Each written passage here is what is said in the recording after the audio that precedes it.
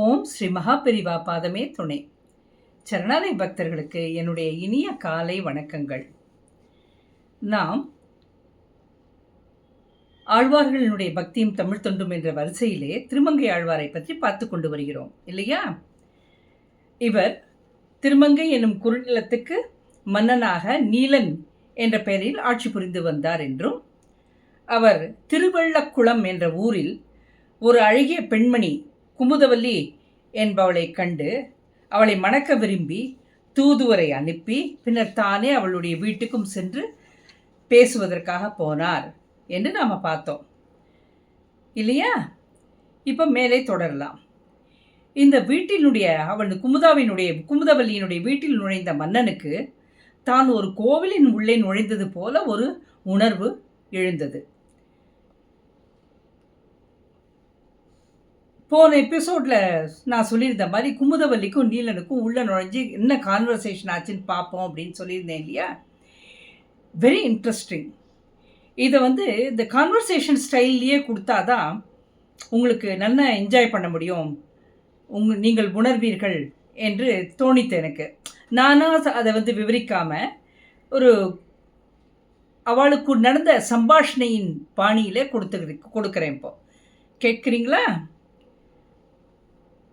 இது ஒரு நல்ல அனுபவமாக இருக்கும். இந்த சம்பாஷணையை கவனிக்கும் பொழுது நமக்கு நாம்ளே அந்த இடத்துக்கு போயிடுவோம் மனசால. அதுதான் அந்த கான்வர்சேஷனை கவனிக்கிற எஃபெக்டெல்லாம். பார்க்கலாமா? நான் ரெண்டு பேரையும் குமுதவல்லி நீலன்னு மாற்றி மாற்றி சொல்லி அவளோட கான்வர்சேஷனை பற்றி சொல்லின்னு போவேன். ஓகேவா? சரி. குமுதவல்லி, என்ன பார்க்குறீங்க? நீலன், இது வீடா கோவிலா? குமுதா, இது இல்ல கோவில். நீலன், அருமை. இருந்தாலும் வாழ வேண்டிய பருவத்திலே இப்படியா ஒரு கோலம்? இந்த கோலம் தேவைதானா?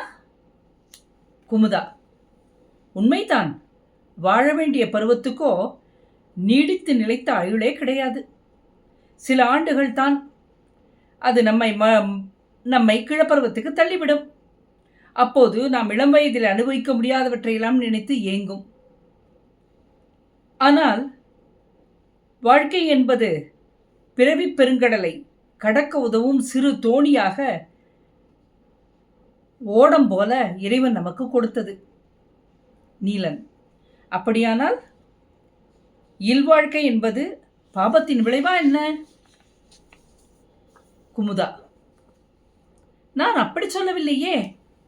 இல்வாழ்க்கை இரண்டு இதயங்களினுடைய சங்கமம், ஒன்றுபட்ட வாழ்க்கை நெறியாகும். நீலன், நானும் மறுக்கவில்லை. என்னை ஏற்க இப்பொழுது உனக்கு ஆட்சேபனை இருக்காது என்று நினைக்கிறேன். ஆட்சேபனை இல்லையே. குமுதா, குணம் மனம் என்று எல்லாமே மாற வேண்டும்.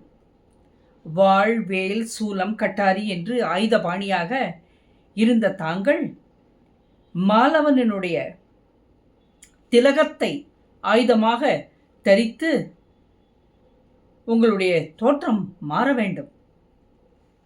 நீலன், இப்போதே செய்து காட்டவா? குமுதா, இது வேடம் போடும் நிகழ்வல்ல. வேதம் உள்ளே புகும் புனிதம். இது ஒரு பெரும் செயல். இதற்கு குரு என்ற ஆச்சாரியனுடைய அனுமதி, உபதேசம், வழிகாட்டுதல் அத்தனையும் அவசியம். நீலன், யார் அந்த ஆச்சாரியன்? சொல். இப்போதே சொல்லி நான் திருமங்கைக்கு வரவழைத்து நீ சொல்லும் சம்ஸ்காரங்களை எல்லாம் செய்து விடுகிறேன். குமுதா சிரிக்கிறாள். பிறகு தொடர்கிறாள்.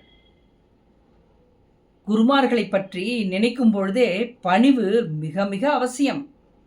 உங்களிடமோ உடனே ராஜகட்டளை அல்லவா பிறக்கிறது.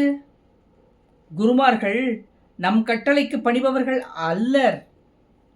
நாம் தான் அவர்கள் கட்டளைப்படி நடக்க வேண்டும், அதற்கு பணிய வேண்டும். நீலன் அதை கேட்டு சற்றே உறைந்து போனான். ஏன் நிலை குலைந்து போனான் என்றே சொல்லலாம். இப்போது அவனுக்கு அவள் மீது இருந்த காதலை விட அவள் சொன்னதன் பேரில் இருந்த பற்று அதிகரிக்க துவங்கியது. யாரேனும் முன்னால் முடியாது என்றால் நாம் என்ன செய்வோம்?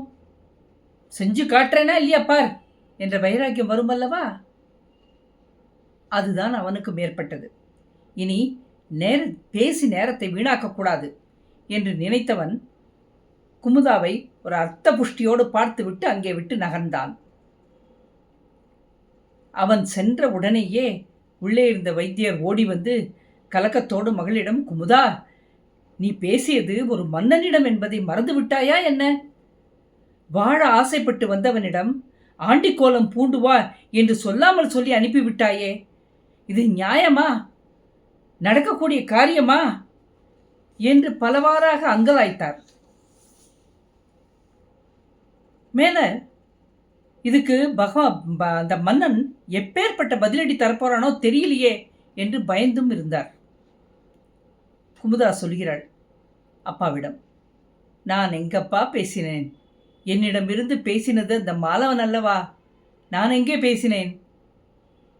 வைத்தியர் இதை கேட்டு திகைத்தே போனார். மன்னனோ சொன்ன வாக்கு தப்பாமல் பஞ்சசம்ஸ்காரம் புரிந்து கொள்ள குருவை தேடி புறப்பட்டு விட்டான். ஒப்பலியப்பன் கோவிலை அந்த கோவிலிலே ஒரு வைணவ ஆச்சாரியர் இருப்பதை கேள்விப்பட்டான். உடனே அங்கு பயணப்பட்டான். அங்கே போனான். அவன் போன நேரம் அந்த குரு அங்கிருந்து பயணப்பட்டு திருநறையூர் சென்று விட்டு இருந்தார். அதை கேள்விப்பட்டான். இருந்தாலும் ஒப்பலியப்பன் சன்னதிக்கு முன்னால் போய் ஒப்பலியப்பன் முன் நின்று கொண்டான். உயர்ந்த நெடிய பெருமாள் அந்த தோற்றத்திலே, அந்த நெடிய பெருமாளினுடைய தோற்றத்திலே மயங்கியே போனான். அடேங்கப்பா, என்ன ஒரு ஆக்கிருதி என்று வியந்தான். பச்சை கற்பூர வாசம், துளசியினுடைய மனம், அந்த இடத்துல இருந்த அந்த அட்மாஸ்பியர், அந்த மொஹோல்னு சொல்வாள், அந்த ஹிந்தியில் சொல்லப்போனால் மொஹோல் அப்படின்பா, இங்கிலீஷில் அட்மாஸ்பியர். அந்த அட்மாஸ்பியர் அவனை கிறுகிறுக்க செய்தது, அவனை மயக்கியது, அவனிடத்தில் பெரும் ரசாயன மாற்றத்தை கொண்டு வந்தது. இப்படி ஒரு அருமையான வழி இருக்கும் பொழுது அதை கண்டுகொண்டு அந்த வழியில் நடக்காமல், அதை அனுபவிக்காமல் கத்தி யுத்தம் என்றெல்லாம் வாழ்ந்து விட்டோமே என்று மனதுக்குள்ளே சஞ்சலப்பட்டான். மனம் அப்படியே ஒப்பலியப்பனுடைய பாதத்தின் திருவடிகளிலே சரண் புகுந்தது. ஏ பெருமாளே, நான் காலத்தை வீணடித்து விட்டேனே என்று அவனுடைய மனம் ஓலமிட்டது. பெருமாளை உற்று நோக்கியபடியே சிரம் முதல் பாதம் பரியந்தம் பார்த்தான்.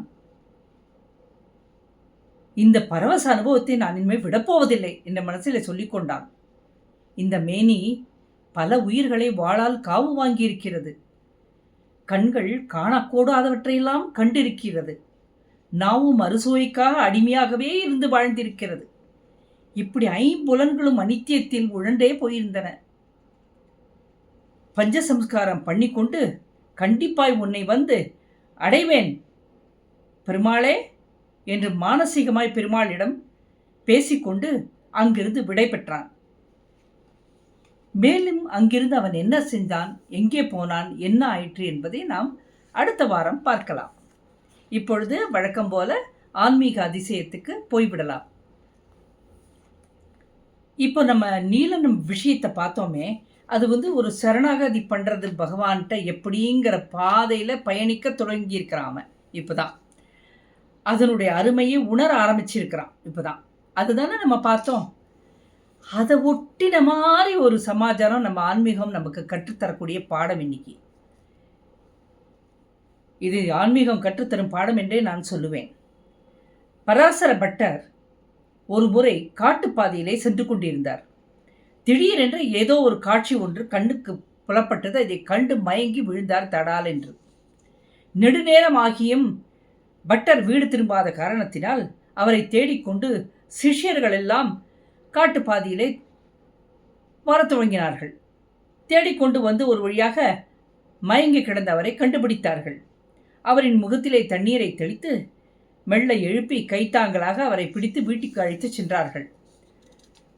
நன்கு மயக்கம் தெளிய வேண்டிய உபாயங்கள் எல்லாம் செய்தார்கள். பட்டர் நன்கு விழித்து எழுந்ததும் சீடர்கள் காட்டிலே என்ன ஆயிற்று என்று கேட்டனர். நான் ஒரு காட்சியை கண்டேன், அதனால் மயங்கி விழுந்து விட்டேன் என்று சொல்கிறார் பட்டர். என்ன காட்சி என்று பதற்றத்தோடு கேட்டார்கள் சிஷ்யர்கள். உடனே அவர் சொல்லலானார். ஒரு வேடன் ஒரு முயல் குட்டியை பிடித்து சாக்குப்பையில் போட்டுக்கொண்டு எடுத்துக்கொண்டு நடக்கலானான். அதை மூட்டை கட்டி கொண்டு போகலானான். அதை கண்ட முயல் குட்டியினுடைய தாய் முயல் அவனை துரத்தி கொண்டு ஓடிச் சென்று ஓரிடத்திலே அவனை பிடித்து அவனை அடைந்தது. துரத்தி கொண்டு போச்சு, ஓடின் போச்சு. போய் அந்த ஒரு இடத்திலே அவனுடைய பாதத்தை நெருங்கியவுடன் பாதத்தை பிடித்து கொண்டது. அது கெஞ்சுவதின் பாணியில் இருந்தே அதன் குட்டியை விடுவிக்க அது அப்படி செய்கிறது என்பது எனக்கு புலப்பட்டது. சிறிது நேரம் இது தொடர்ந்தது.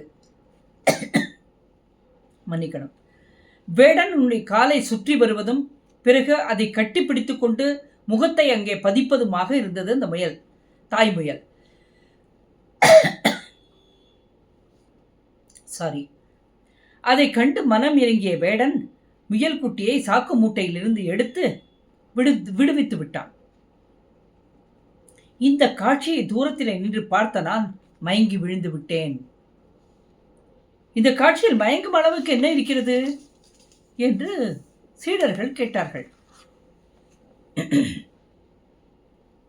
சரணாகதியை எப்படி செய்ய வேண்டும் என்று அந்த முயலுக்கு யார் சொல்லிக் கொடுத்திருக்கிறார்கள்?